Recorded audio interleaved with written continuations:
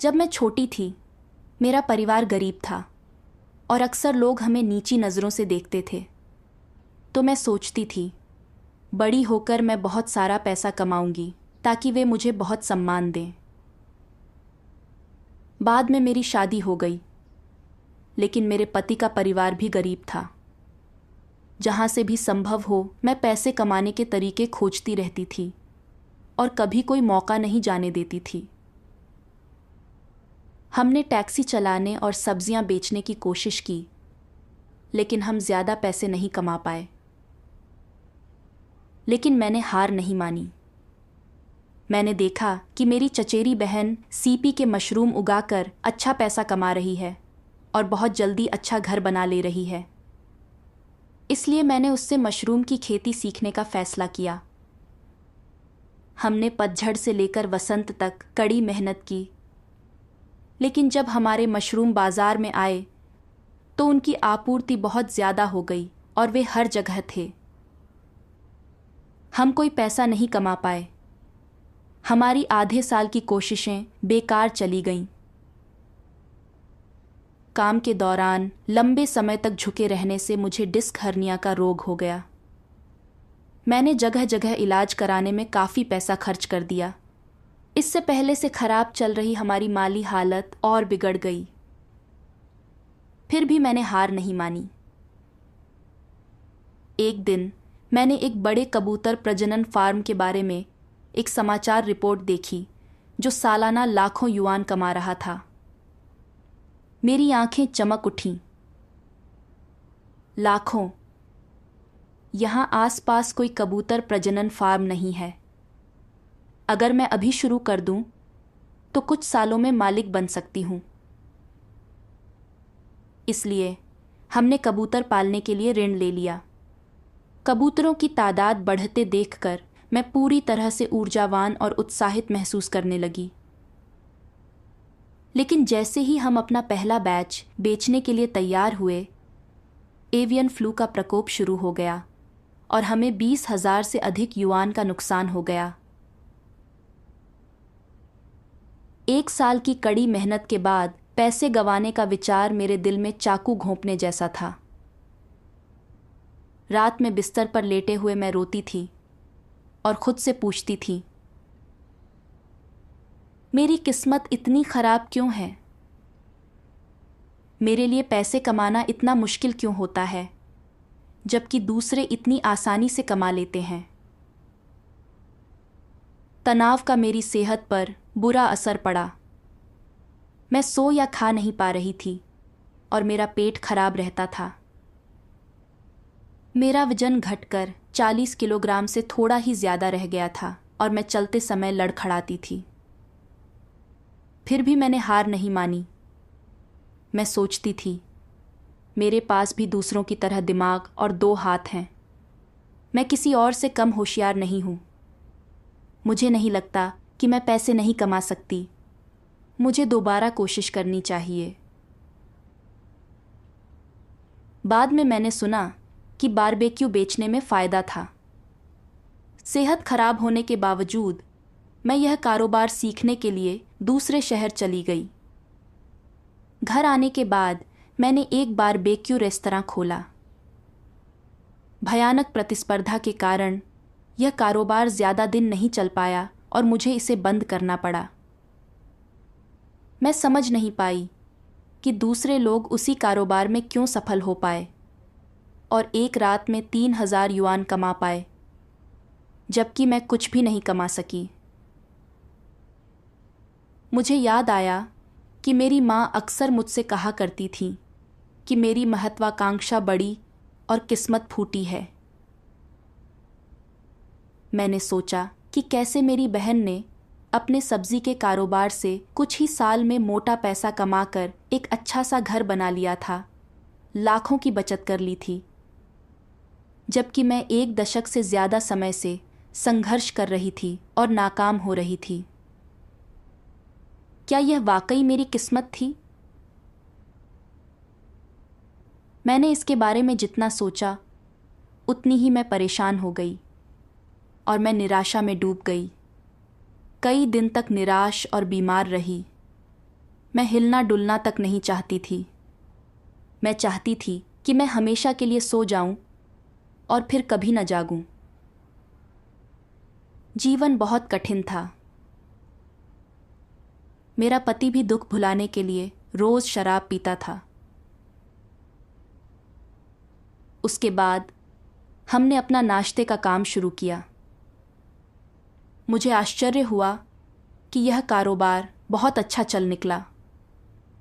हम हर दिन रात 1 बजे उठते और सुबह 10 बजे तक काम करते थे। उसके बाद ही हम खुद नाश्ता कर पाते थे।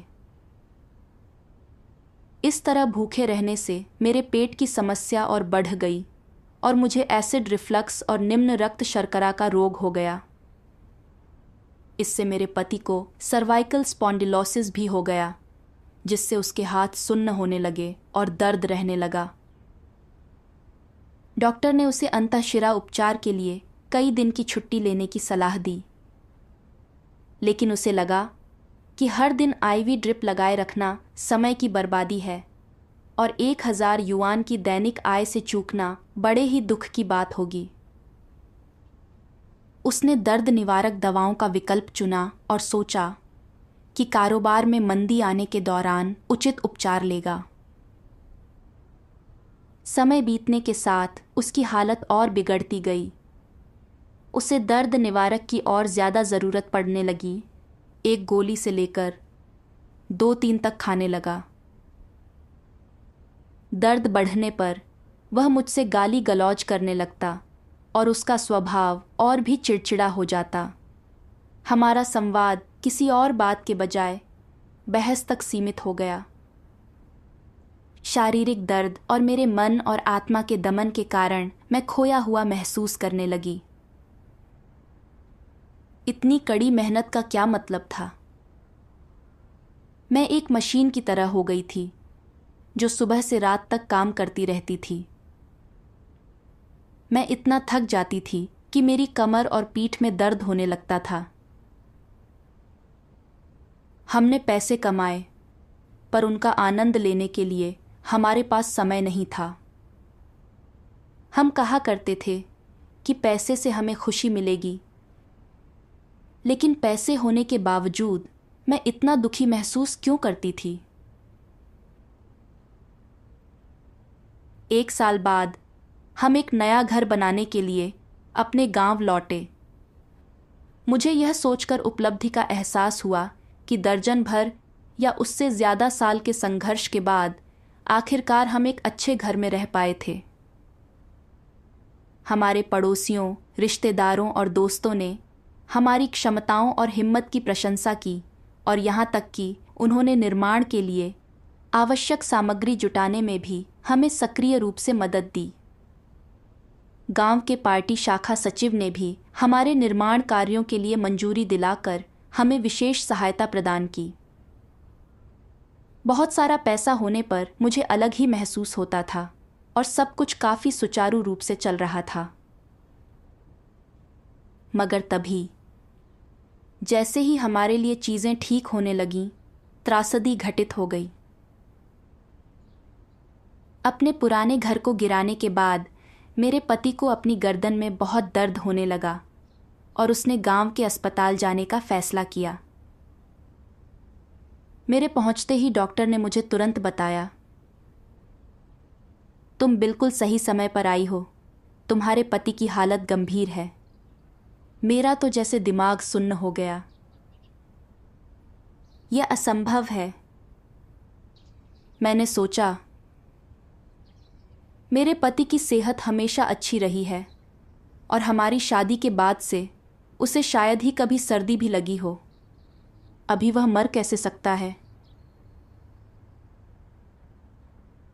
मैं वार्ड की ओर भागी और देखा, वहाँ मेरा पति पड़ा था। उसका चेहरा काला पड़ गया था और उसकी आंखें बंद थीं।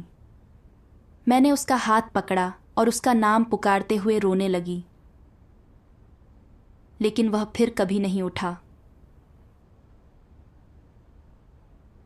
डॉक्टर ने बताया कि मेरे पति को एक तीव्र आघात लगा था। संभवतः उसकी ग्रीवा रीढ़ की स्थिति के कारण उसकी रक्त वाहिकाएं दब गई थीं और इस तरह उसका रक्त संचार बाधित हो गया था।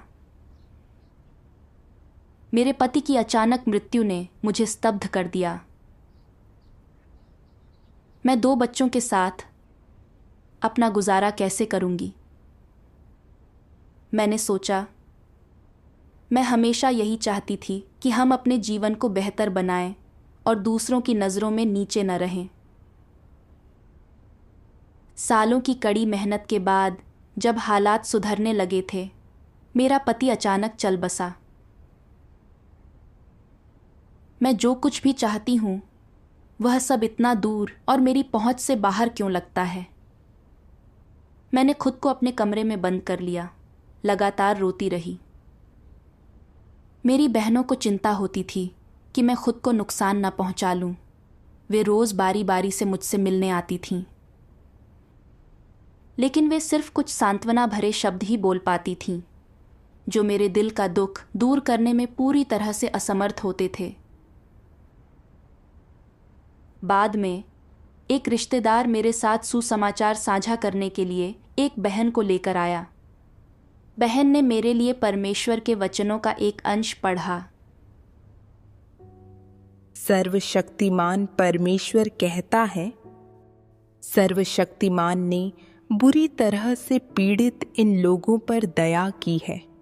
साथ ही वह उन लोगों से विमुख महसूस करता है जिनमें जरा सी भी चेतना नहीं है, क्योंकि उसे लोगों से जवाब पाने के लिए बहुत लंबा इंतजार करना पड़ा है।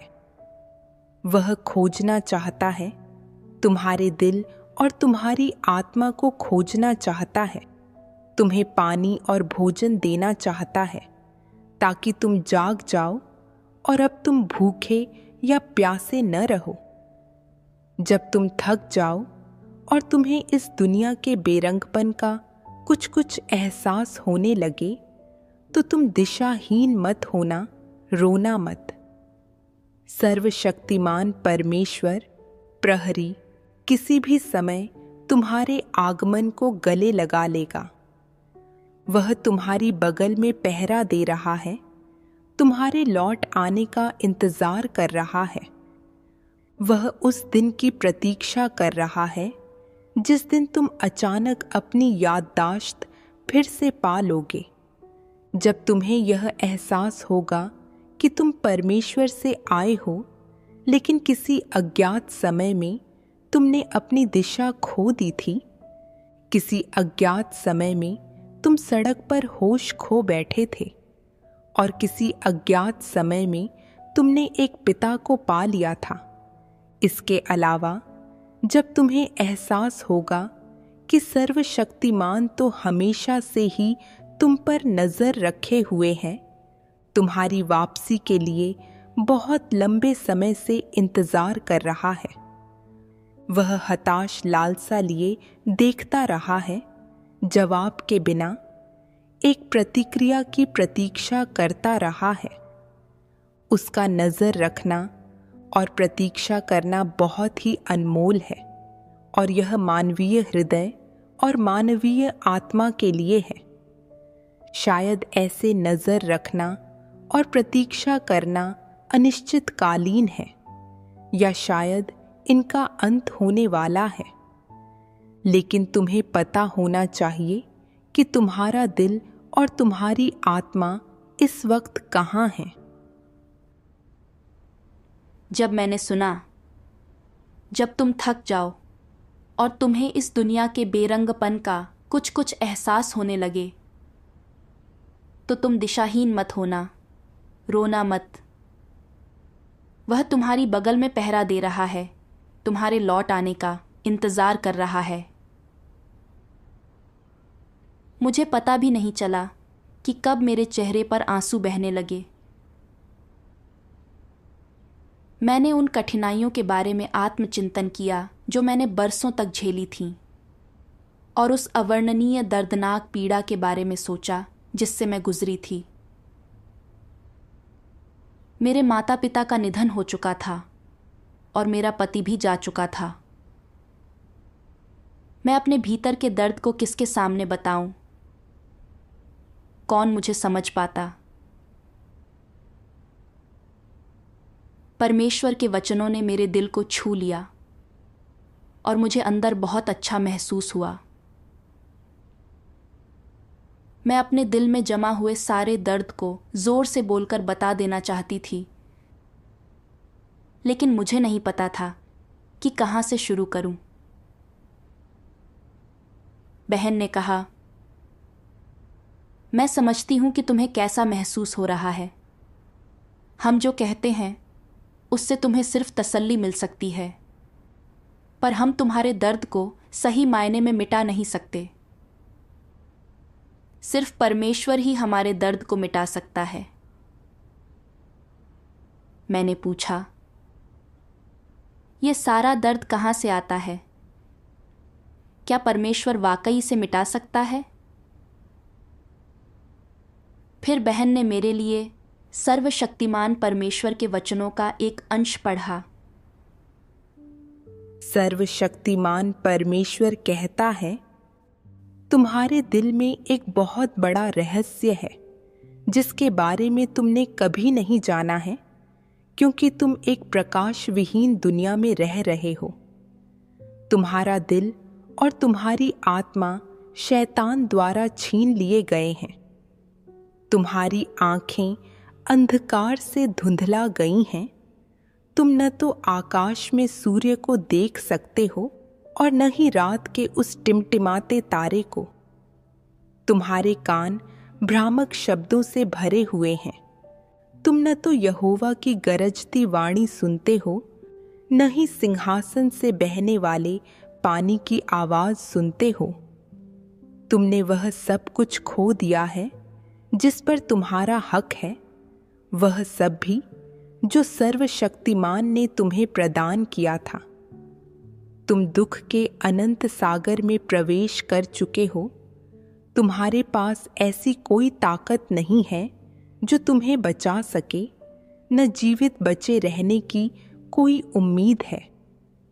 तुम बस संघर्ष करते हो और भाग दौड़ करते हो। उस क्षण से तुम बुरे लोगों के द्वारा पीड़ित होने के लिए शापित हो गए थे, सर्वशक्तिमान के आशीषों से काफी दूर, सर्वशक्तिमान के प्रावधानों से काफी दूर, ऐसे पथ पर चलते हुए जहां से लौटना संभव नहीं। लाखों पुकार भी शायद ही तुम्हारे दिल और तुम्हारी आत्मा को जगा सकें। तुम उस शैतान की गोद में गहरी नींद में सो रहे हो जो तुम्हें फुसलाकर एक ऐसे असीम क्षेत्र में ले गया है जहां न कोई दिशा है, न कोई दिशा सूचक। अब से तुमने अपनी मौलिक मासूमियत और शुद्धता खो दी और सर्वशक्तिमान की देखभाल से दूर रहना शुरू कर दिया। तुम्हारे दिल के भीतर सभी मामलों में तुम्हें चलाने वाला शैतान है, वो तुम्हारा जीवन बन गया है। अब तुम उससे न तो डरते हो, न बचते हो, न ही उस पर शक करते हो।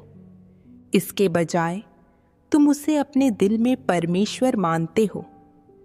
तुमने उसे पवित्र के रूप में स्थापित कर पूजना शुरू कर दिया। तुम दोनों शरीर और छाया जैसे अविभाज्य हो गए हो, एक साथ जीने मरने के लिए प्रतिबद्ध हो।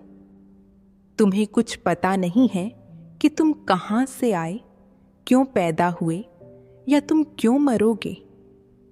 तुम सर्वशक्तिमान को एक अजनबी के रूप में देखते हो। तुम उसके उद्गम को नहीं जानते। तुम्हारे लिए जो कुछ उसने किया है वो जानने की तो बात ही दूर है। बहन ने मुझसे संगति की। परमेश्वर ने मानवीय पीड़ा के मूल कारण को उजागर किया है। शुरुआत में परमेश्वर ने मनुष्यों को बनाया और उन्हें अदन की वाटिका में रहने के लिए भेज दिया। उस समय लोग परमेश्वर की बात सुनते थे, बेफिक्र होकर जीवन जीते थे और इन दर्द और परेशानियों का अनुभव नहीं करते थे। हालांकि शैतान द्वारा लुभाए जाने और भ्रष्ट किए जाने के बाद मनुष्यों ने परमेश्वर को धोखा दे दिया, उसकी देखभाल और सुरक्षा से भटक गए और शैतान की शक्ति के अधीन हो गए। अब लोग पाप के अधीन होकर रहते हैं, षड्यंत्र करते हैं, साजिश रचते हैं, लड़ते हैं, पैसे, रुतबे, शोहरत और लाभ के लिए एक दूसरे को फंसाते हैं और कुछ तो आत्महत्या के बारे में भी सोचते हैं। यह सारा दुख शैतान के कारण आया है। हजारों साल से शैतान ने मनुष्यों में सांसारिक आचरण के कई फलसफे और कई भ्रांतियां भर दी हैं। जैसे दुनिया पैसों के इशारों पर नाचती है, अपनी खुशी अपने हाथों से पैदा करो, और किसी व्यक्ति की नियति उसी के हाथ में होती है। लोग परमेश्वर की संप्रभुता के बजाय शैतान के इन शैतानी शब्दों पर विश्वास करना पसंद करते हैं। शैतान के इन अस्तित्व नियमों के आधार पर जीवन जीते हैं और आगे बढ़ते हैं। परमेश्वर की अगुवाई और मार्गदर्शन के बिना लोग निष्क्रिय होकर समाज की बुरी प्रवृत्तियों के साथ चलते जाते हैं। साल दर साल पैसे, रुतबे, शोहरत और लाभ के पीछे भागते रहते हैं। वे जीवन का अर्थ नहीं समझते या यह नहीं जानते कि वे कहाँ से आए हैं या कहाँ जा रहे हैं। यह सब उन्हें खालीपन और पीड़ा का एहसास कराता है। भले ही इंसानों ने परमेश्वर को धोखा दिया हो, लेकिन परमेश्वर ने इंसानों को बचाने का काम नहीं छोड़ा है। परमेश्वर 6000 साल से इंसानों की अगुवाई कर रहा है और उन्हें बचा रहा है। वह अपना काम कर रहा है, लोगों के उसके पास लौटने की प्रतीक्षा कर रहा है। अंत के दिनों में सर्वशक्तिमान परमेश्वर उद्धारकर्ता इंसानों को बचाने के लिए सत्य व्यक्त करते हुए व्यक्तिगत रूप से धरती पर उतरा है। केवल परमेश्वर द्वारा व्यक्त सत्य को स्वीकार करके ही मनुष्य शैतान की चालों का भेद पहचान सकता है और शैतान की भ्रष्टता और पीड़ा से बच सकता है। बहन की बातें सुनते हुए मैं गहराई तक भावुक हो गई। क्या यह बिल्कुल मेरी ही स्थिति नहीं थी?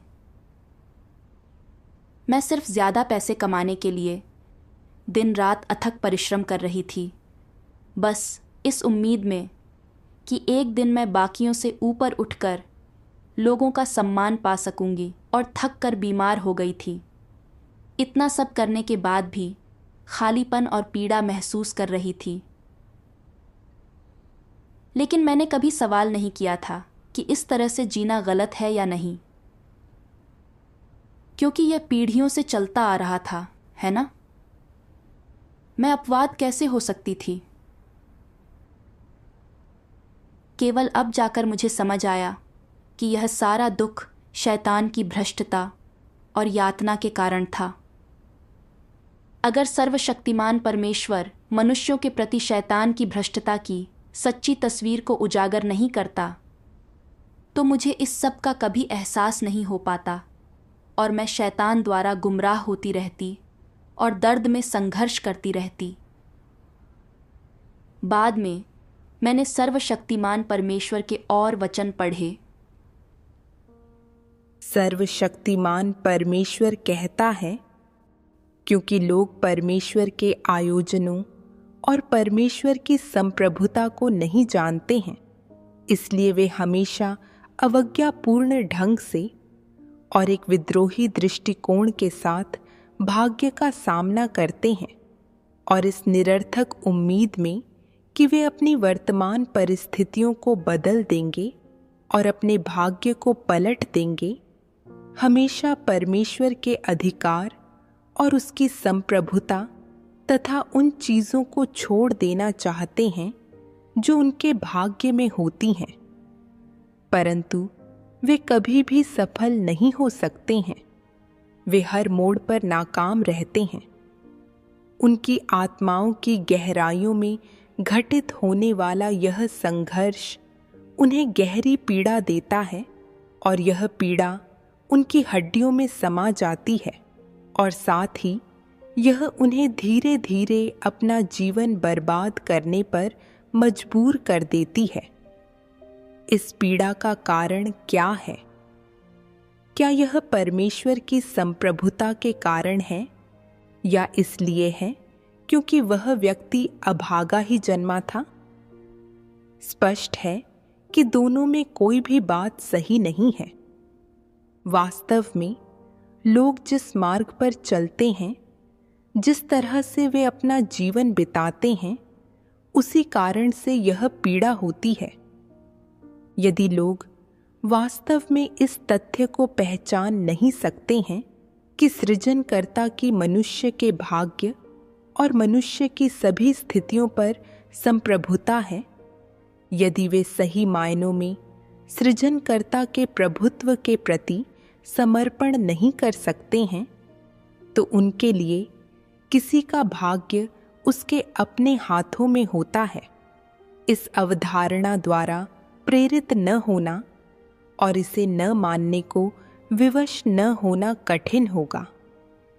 उनके लिए भाग्य और सृजनकर्ता के अधिकार के विरुद्ध अपने तीव्र संघर्ष की पीड़ा से छुटकारा पाना कठिन होगा, और कहने की आवश्यकता नहीं कि उनके लिए सच में बंधन मुक्त और स्वतंत्र होना और ऐसा व्यक्ति बनना कठिन होगा जो परमेश्वर की आराधना करते हैं। परमेश्वर के वचनों को पढ़ने पर मेरे चेहरे पर आंसू बहने लगे और मेरे पिछले अनुभव मेरे मन में फिर से उभरने लगे। लोगों की निगाहों में नीचा होने से बचने के लिए मैंने अपना दिमाग खपाया और पैसे कमाने की बेतहाशा कोशिश की। यह माना कि केवल दृढ़ता और कड़ी मेहनत के जरिए मैं अपने हाथों से अपनी किस्मत बदल सकती हूँ। हर बार असफल होने पर मैंने एक अवज्ञाकारी मानसिकता बनाए रखी थी। यह सोचा कि अगर दिमाग वाले और 2 हाथों वाले दूसरे लोग अमीर बन सकते हैं, तो मैं भी अगर कड़ी मेहनत करूं तो अमीर बन सकती हूं। आखिरकार मेरे पास भी दिमाग और दोनों हाथ थे और मैं उनसे कम होशियार नहीं थी। मैंने सोचा कि मेरी पिछली असफलताओं की वजह अनुभव की कमी या सही मौका न मिलना था। मैंने सबसे महान इंसान बनने के लिए व्यक्ति को सबसे बड़ी कठिनाइयां सहनी होंगी, जैसी भ्रांतियों और अपनी नियति अपने हाथों से बदलो को बुद्धिमानी भरी कहावतें माना था। और चाहे मैं कितनी भी बार असफल हुई, मैं कभी हार न मानने वाली मानसिकता के साथ लगातार अपने भाग्य के विरुद्ध लड़ती रही।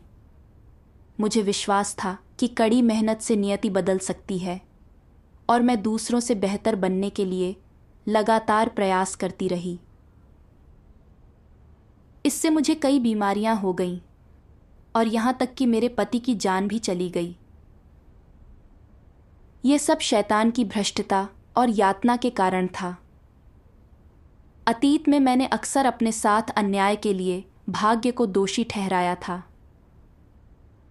अब मुझे एहसास हुआ कि ऐसा नहीं था कि परमेश्वर ने मेरे साथ बुरा व्यवहार किया था या मेरा भाग्य खराब था। इसके बजाय बात यह थी कि मेरे द्वारा चुने गए मार्ग और जीने के तरीके गलत थे। मैंने परमेश्वर की संप्रभुता को नहीं पहचाना था और उसके आयोजनों और व्यवस्थाओं के प्रति समर्पण नहीं कर पाई थी। मैं हमेशा अपने हाथों से अपनी वर्तमान स्थिति और नियति को बदलना चाहती थी। पैसे, प्रसिद्धि और लाभ की खातिर मैंने 1 दशक से अधिक समय तक संघर्ष किया और कष्ट सहा था। अब जाकर मुझे एहसास हुआ कि यह सारा दुख शैतान द्वारा भ्रष्ट और प्रताड़ित किए जाने से आया था, जो सत्य के बारे में मेरी अज्ञानता के कारण था। उस समय के बाद से जब भी मेरे पास समय होता, मैं परमेश्वर के वचनों को पढ़ती, हमेशा सत्य को समझने के लिए अधिक उत्सुक रहती। एक दिन मैंने परमेश्वर के वचनों का एक अंश पढ़ा सर्वशक्तिमान परमेश्वर कहता है, वास्तव में मनुष्य के आदर्श चाहे कितने भी ऊंचे क्यों न हों, उसकी इच्छाएं चाहे कितनी भी यथार्थपरक क्यों न हों या वे कितनी भी उचित क्यों न हों, वह सब जो मनुष्य हासिल करना चाहता है और खोजता है, वह अटूट रूप से दो शब्दों से जुड़ा है। ये दो शब्द हर व्यक्ति के जीवन के लिए अत्यंत महत्वपूर्ण हैं और ये ऐसी चीज़ें हैं जिन्हें शैतान मनुष्य के भीतर बैठाना चाहता है। वे दो शब्द कौन से हैं? वे हैं प्रसिद्धि और लाभ। शैतान एक बहुत ही सौम्य तरीका चुनता है, एक ऐसा तरीका जो मनुष्य की धारणाओं के बहुत ही अनुरूप है और जो बहुत आक्रामक नहीं है, ताकि वह लोगों से अनजाने में ही जीवित रहने के अपने साधन और नियम स्वीकार करवा ले, जीवन लक्ष्य और जीवन की दिशाएं विकसित करवा ले और जीवन की आकांक्षाएं रखवाने लगे। लोग अपने जीवन की आकांक्षाओं के बारे में चर्चा करने के लिए जिन शब्दों का इस्तेमाल करते हैं, वे चाहे कितने ही आडंबरपूर्ण क्यों न लगते हों, ये आकांक्षाएं प्रसिद्धि और लाभ से अटूट रूप से जुड़ी होती हैं। कोई भी महान या प्रसिद्ध व्यक्ति या वास्तव में कोई भी व्यक्ति जीवन भर जिन सारी चीज़ों का पीछा करता है, वे केवल इन दो शब्दों से जुड़ी होती हैं, प्रसिद्धि और लाभ। लोग सोचते हैं कि एक बार उनके पास प्रसिद्धि और लाभ आ जाए तो उनके पास वह पूंजी होती है जिसका इस्तेमाल वे ऊंचे रुतबे और अपार धन संपत्ति का आनंद लेने के लिए कर सकते हैं और जीवन का आनंद लेने के लिए कर सकते हैं। उन्हें लगता है कि एक बार उनके पास प्रसिद्धि और लाभ आ जाए तो उनके पास वह पूंजी होती है जिसका इस्तेमाल वे सुख खोजने और देह के उच्छृंखल आनंद में लिप्त रहने के लिए कर सकते हैं। लोग जिस प्रसिद्धि और लाभ की कामना करते हैं, उनकी खातिर वे स्वेच्छा से, यद्यपि अनजाने में, अपने शरीर, दिल और यहाँ तक कि अपनी संभावनाओं और नियतियों समेत वह सब जो उनके पास है, शैतान को सौंप देते हैं। वे ऐसा बिना किसी हिचकिचाहट के, बिना एक पल के संदेह के करते हैं और बिना कभी यह जाने करते हैं कि वे वह सब कुछ वापस पा सकते हैं जो कभी उनके पास था। लोग जब इस प्रकार खुद को शैतान को सौंप देते हैं और उसके प्रति वफादार हो जाते हैं, तो क्या वे खुद पर कोई नियंत्रण बनाए रख सकते हैं? कदापि नहीं। वे पूरी तरह से और बुरी तरह शैतान से नियंत्रित होते हैं। वे पूरी तरह से और सर्वथा दलदल में धंस जाते हैं और अपने आप को मुक्त कराने में असमर्थ रहते हैं। परमेश्वर के वचनों पर विचार करते हुए मुझे एहसास हुआ कि पैसा, प्रसिद्धि और लाभ वे तरीके हैं जिनसे शैतान लोगों को भ्रष्ट करता है। शैतान सामाजिक प्रभावों और पारिवारिक परवरिश का उपयोग करके मुझ में कई झूठी धारणाएं भरता है, जैसे आदमी ऊपर की ओर जाने के लिए संघर्ष करता है, पानी नीचे की ओर बहता है, बाकी सबसे ऊपर खड़े हो, भीड़ से ऊपर उठो और पैसा सबसे पहले है। गरीबी में पले बढ़े होने और भेदभाव का सामना करने के कारण मैंने आसानी से इन दृष्टिकोणों को अपना लिया। यह मानने लगी कि पैसा, प्रसिद्धि और लाभ के कारण मेरा सम्मान और आदर किया जाएगा। मैं आत्मविश्वास से बात कर पाऊंगी और एक गरिमापूर्ण और मूल्यवान जीवन जी पाऊंगी। प्रसिद्धि और लाभ पाने के लिए मैंने दिमाग खपाया ताकि कारोबार के अवसर खोज सकूं और बीमार होने के बावजूद काम कर सकूं, और यहाँ तक कि अपने 1 साल के बेटे को पीछे छोड़कर हुनर सीखने के लिए हजारों मील की यात्रा की।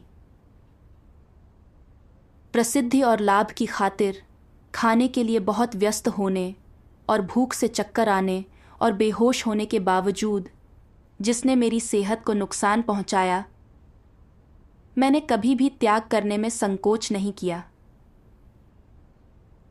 इन्हीं इच्छाओं से प्रेरित होकर मेरा पति कारोबार को नहीं छोड़ना चाहता था। इलाज कराने के बजाय दर्द निवारक दवाएं लेना पसंद करता था। आखिरकार वह अमीर तो बन गया, लेकिन उसने अपना जीवन गंवा दिया। क्या यह सारा दुख पैसे, प्रसिद्धि और लाभ के पीछे भागने की वजह से नहीं था?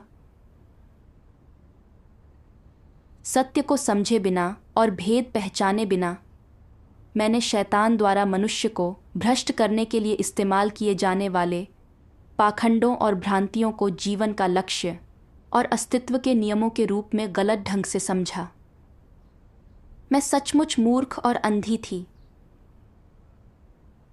यह समझने के बाद मैंने खुद को अतीत की तरह पैसे, प्रसिद्धि और लाभ के पीछे भागने में लगाने के बजाय परमेश्वर में विश्वास करने और सत्य का अनुसरण करने के लिए समर्पित करने का फैसला किया।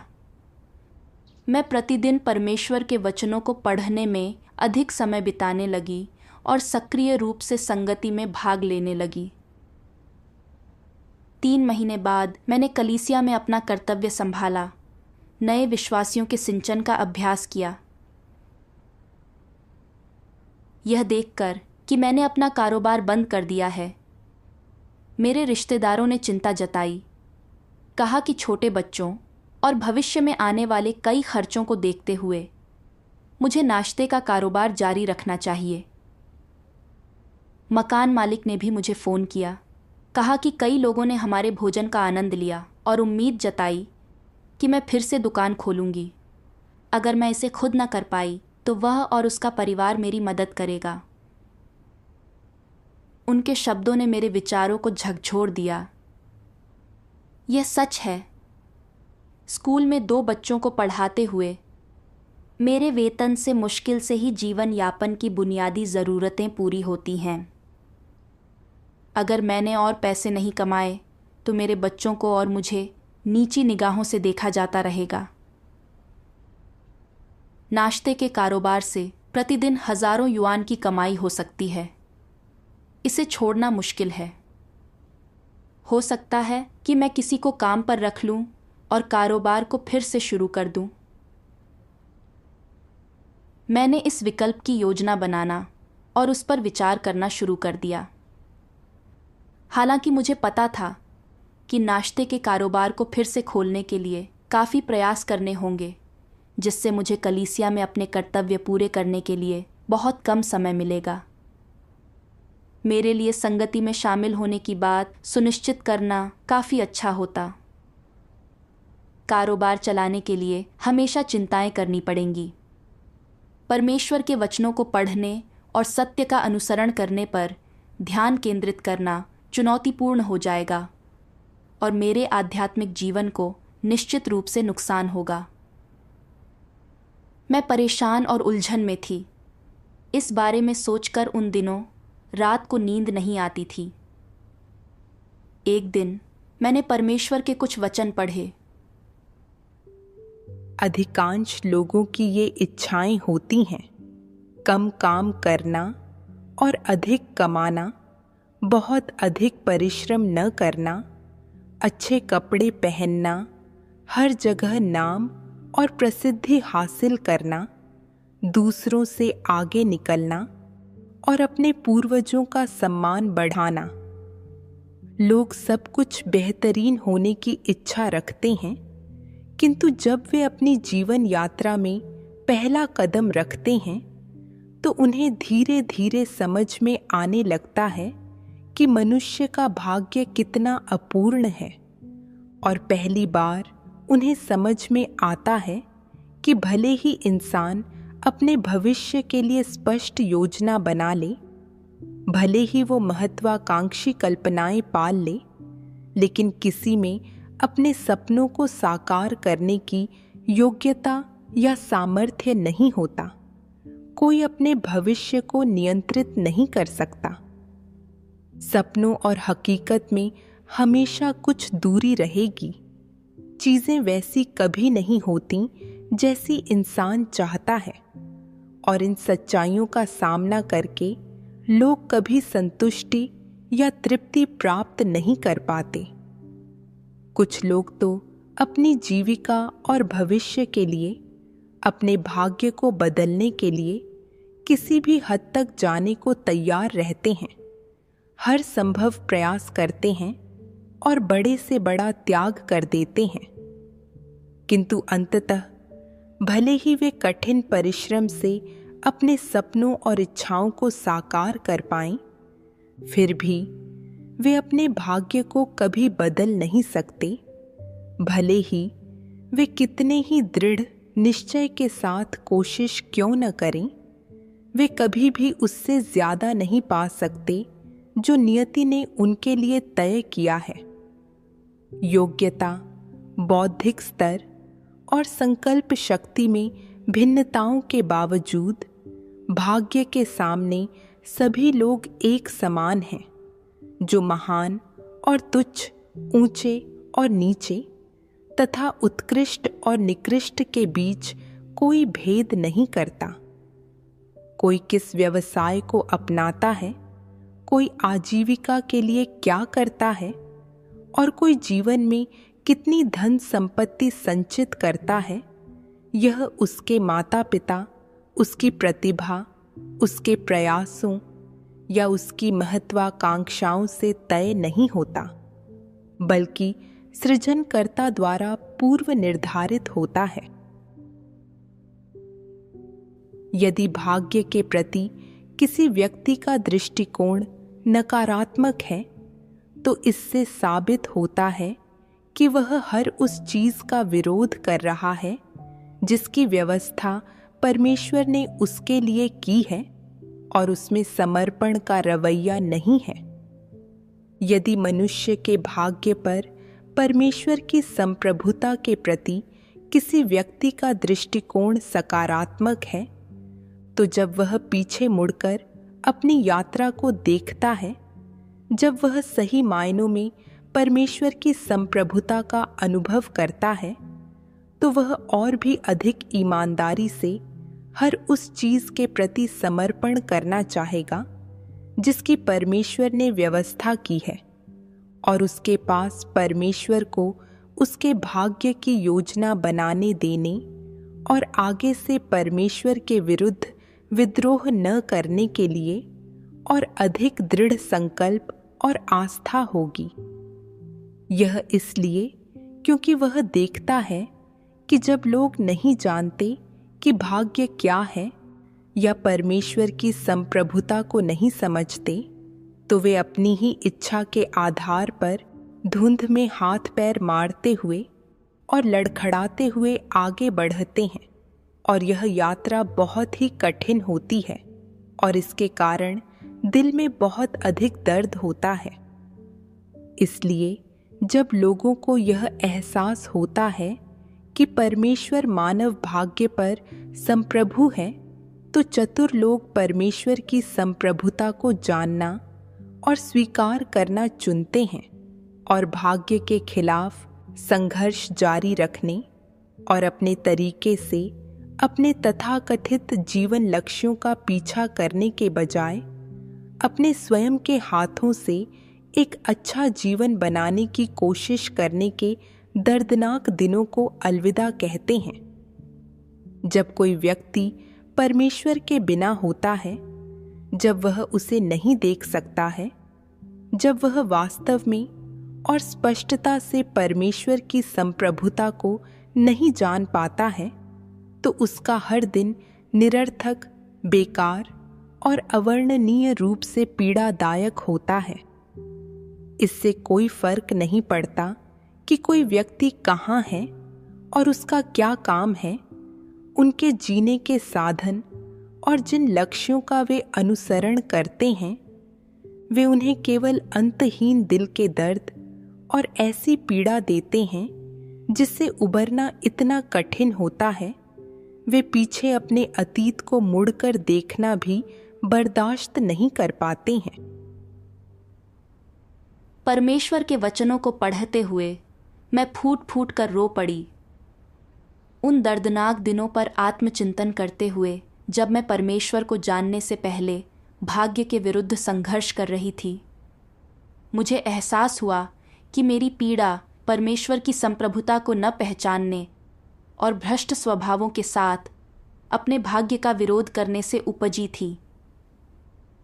मैं जो चाहती थी उसे न पाने की पीड़ा अभी भी मेरी यादों में ताज़ा थी। दूसरे लोग उसी कारोबार से लाखों कमा पाए थे, जबकि मैं बहुत सारे नुकसान के साथ भी कुछ नहीं कर पाई थी। इससे पता चलता है कि कोई कितना पैसा कमा सकता है और वह अमीर है या गरीब, यह सब परमेश्वर द्वारा पहले से निर्धारित है। यह ऐसा कुछ नहीं है जिसे केवल किसी के प्रयासों से प्राप्त किया जा सके। आज की दुनिया में आपदाएं लगातार गंभीर होती जा रही हैं। अगर मैं पैसा कमाने, प्रसिद्धि, लाभ और रुतबे का अनुसरण करने और सत्य का अनुसरण करने और उद्धार प्राप्त करने का अवसर त्यागने को प्राथमिकता देती, तो क्या मैं मूर्ख और अज्ञानी नहीं होती? भले ही नाश्ते के कारोबार से एक दिन में हजारों युआन कमा लिए जाएं, लेकिन परमेश्वर से दूर होने के कारण हुए खालीपन और पीड़ा की भरपाई पैसे से नहीं की जा सकती। मैं शायद अब अमीर न रहूं, लेकिन मैं अभी भी एक सामान्य जीवन जी सकती हूं। इससे भी महत्वपूर्ण बात यह है कि मैं कुछ सत्य और जीवन के अर्थ को समझ पाई हूं। मैं कलीसिया में अपने कर्तव्य भी कर सकती हूं, जिनसे मुझे शांति और खुशी मिलती है।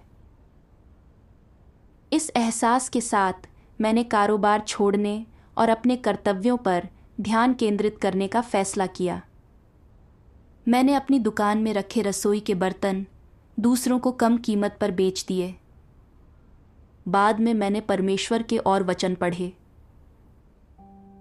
सर्वशक्तिमान परमेश्वर कहता है, यदि लोग वास्तव में इस तथ्य को पहचान नहीं सकते हैं कि सृजनकर्ता की मनुष्य के भाग्य और मनुष्य की सभी स्थितियों पर संप्रभुता है, यदि वे सही मायनों में सृजनकर्ता के प्रभुत्व के प्रति समर्पण नहीं कर सकते हैं, तो उनके लिए किसी का भाग्य उसके अपने हाथों में होता है।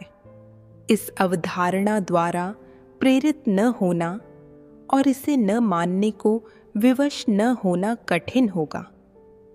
उनके लिए भाग्य और सृजनकर्ता के अधिकार के विरुद्ध अपने तीव्र संघर्ष की पीड़ा से छुटकारा पाना कठिन होगा और कहने की आवश्यकता नहीं कि उनके लिए सच में बंधन मुक्त और स्वतंत्र होना और ऐसा व्यक्ति बनना कठिन होगा जो परमेश्वर की आराधना करते हैं।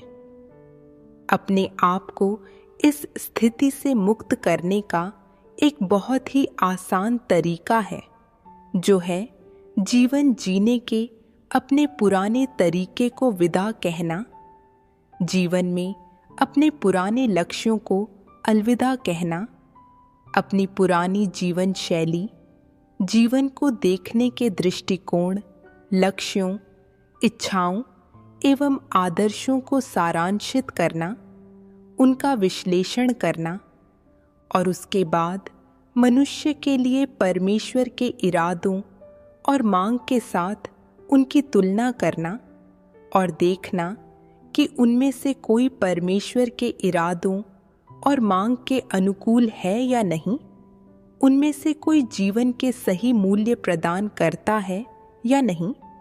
यह व्यक्ति को सत्य को अच्छी तरह से समझने की दिशा में ले जाता है या नहीं, और उसे मानवता और मनुष्य की सदृशता के साथ जीवन जीने देता है या नहीं। जब तुम जीवन के उन विभिन्न लक्ष्यों की, जिनकी लोग खोज करते हैं, और जीवन जीने के उनके अनेक अलग अलग तरीकों की बार बार जांच पड़ताल करोगे और सावधानी पूर्वक उनका विश्लेषण करोगे, तो तुम यह पाओगे कि उनमें से एक भी सृजनकर्ता के उस मूल इरादे के अनुरूप नहीं है जिसके साथ उसने मानव जाति का सृजन किया था। वे सभी लोगों को सृजनकर्ता की संप्रभुता और उसकी देखभाल से दूर करते हैं। ये सभी ऐसे जाल हैं जो लोगों को भ्रष्ट बनने पर मजबूर करते हैं और जो उन्हें नरक की ओर ले जाते हैं।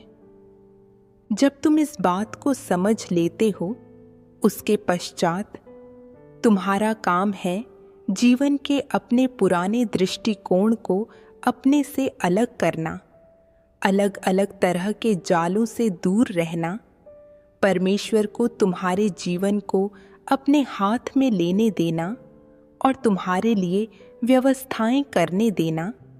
तुम्हारा काम है केवल परमेश्वर के आयोजनों और मार्गदर्शन के प्रति समर्पण करने का प्रयास करना, अपनी कोई निजी पसंद मत रखना और एक ऐसा इंसान बनना जो परमेश्वर की आराधना करता है। जो लोग परमेश्वर को जानने की खोज करने का प्रयास करते हैं, वे अपनी इच्छाओं की उपेक्षा करने में समर्थ हैं। वे परमेश्वर की संप्रभुता और परमेश्वर की व्यवस्थाओं के प्रति समर्पण करने के लिए तैयार हैं और वे इस प्रकार के लोग बनने की कोशिश करते हैं जो परमेश्वर के अधिकार के प्रति समर्पित हैं और परमेश्वर के इरादे पूरे करते हैं।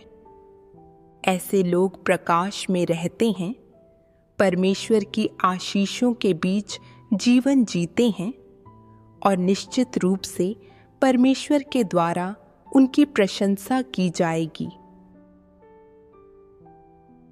तुम सृजित प्राणी हो, तुम्हें निस्संदेह परमेश्वर की आराधना और सार्थक जीवन का अनुसरण करना चाहिए। यदि तुम परमेश्वर की आराधना नहीं करते हो बल्कि अपनी अशुद्ध देह के भीतर रहते हो, तो क्या तुम बस मानव भेष में जानवर नहीं हो? चूंकि तुम मानव प्राणी हो, इसलिए तुम्हें स्वयं को परमेश्वर के लिए खपाना और सारे कष्ट सहने चाहिए। आज तुम्हें जो थोड़ा सा कष्ट दिया जाता है, वह तुम्हें प्रसन्नता पूर्वक और दृढ़ता पूर्वक स्वीकार करना चाहिए और अय्यूब तथा पतरस के समान सार्थक जीवन जीना चाहिए। इस संसार में मनुष्य शैतान का भेष धारण करता है, शैतान का दिया भोजन खाता है और शैतान के अंगूठे के नीचे कार्य और सेवा करता है और गंदगी में पूरी तरह ढक जाने तक उसके पैरों तले रौंदा जाता है। यदि तुम जीवन का अर्थ नहीं समझते हो या सच्चा मार्ग प्राप्त नहीं करते हो, तो इस तरह जीने का क्या महत्व है? तुम सब वे लोग हो जो सही मार्ग का अनुसरण करते हो, जो सुधार की खोज करते हो। तुम सब वे लोग हो जो बड़े लाल अजगर के देश में ऊपर उठते हो, जिन्हें परमेश्वर धार्मिक कहता है। क्या यह सबसे सार्थक जीवन नहीं है? परमेश्वर के वचनों से मेरे सामने प्रकट हुआ कि जीवन में सचमुच में सार्थक और मूल्यवान अनुसरण क्या होते हैं। अब मैं भाग्यशाली थी कि मनुष्य को बचाने में सृष्टिकर्ता के कार्य के समक्ष थी। जो मौका जीवन में एक बार मिलता है और सृष्टिकर्ता की वाणी सुनना कुछ ऐसा है जिसका कई लोग सपना देखते हैं। इसलिए मैंने पैसे, प्रसिद्धि और लाभ के पीछे न भागने का फैसला किया, बल्कि परमेश्वर की संप्रभुता को समर्पित होने और उसकी अपेक्षाओं के अनुसार जीने का फैसला किया। मैंने पतरस के बारे में सोचा। प्रभु यीशु का आह्वान सुनने पर उसने बिना किसी हिचकिचाहट के उसका अनुसरण करने के लिए मछली पकड़ने वाले अपने जाल छोड़ दिए। आखिरकार वह परमेश्वर को जानने लगा, समर्पण करने और उससे प्रेम करने लगा। अय्यूब ने भी सब कुछ खो दिया, पर फिर भी उसने परमेश्वर की स्तुति की, शैतान के सामने परमेश्वर की एक सुंदर गवाही दी और आखिरकार परमेश्वर के प्रकटन को देखने का आशीष प्राप्त किया। पूरे इतिहास में कई संतों ने परमेश्वर का सुसमाचार फैलाने के लिए सब कुछ, यहाँ तक कि अपने जीवन को भी त्यागा है, जो जीने का सबसे सार्थक और मूल्यवान तरीका है। इन उदाहरणों को ध्यान में रखते हुए मुझे पता था कि मुझे कपड़े और भोजन से संतुष्ट हो जाना चाहिए और सत्य का अनुसरण करने और अपने कर्तव्य पूरा करने के लिए अधिक ऊर्जा लगानी चाहिए। परमेश्वर को जानने की कोशिश करना सबसे मूल्यवान है। अपना कारोबार पूरी तरह छोड़ने के बाद काम करने और अपने कर्तव्य पूरा करने के अलावा मैं अपना बाकी समय परमेश्वर के वचन पढ़ने और अपने बच्चों के साथ परमेश्वर की स्तुति करने के लिए भजन गाने में बिताने लगी। हर दिन मैं शांतिपूर्ण और स्थिर महसूस करती थी और यह आनंददायक होता था। कुछ महीने बाद लंबे समय से चल रही मेरी पेट की बीमारी ठीक हो गई, जिसे मैंने परमेश्वर की दया माना। मेरे बच्चे अपनी पढ़ाई और दैनिक दिनचर्या में अधिक आत्मनिर्भर हो गए। विशेष रूप से वे आज्ञाकारी और समझदार बन गए थे। परमेश्वर के वचन खाने और पीने और अपने कर्तव्य करने से मैंने परमेश्वर का प्रबोधन और मार्गदर्शन महसूस किया। धीरे धीरे मैंने कुछ सत्य समझे। मुझे परमेश्वर की सर्वशक्तिमत्ता और संप्रभुता की गहरी समझ मिली। कैसे शैतान ने लोगों को भ्रष्ट किया और कैसे परमेश्वर ने मनुष्यों को बचाया। मैंने यह भी जाना कि लोगों को कैसे जीना चाहिए और कौन से अनुसरण वास्तव में सार्थक और मूल्यवान हैं। मेरे दिल में चल रही उथल पुथल काफ़ी कम हो गई। मैं परमेश्वर के उद्धार के लिए बहुत आभारी हूँ।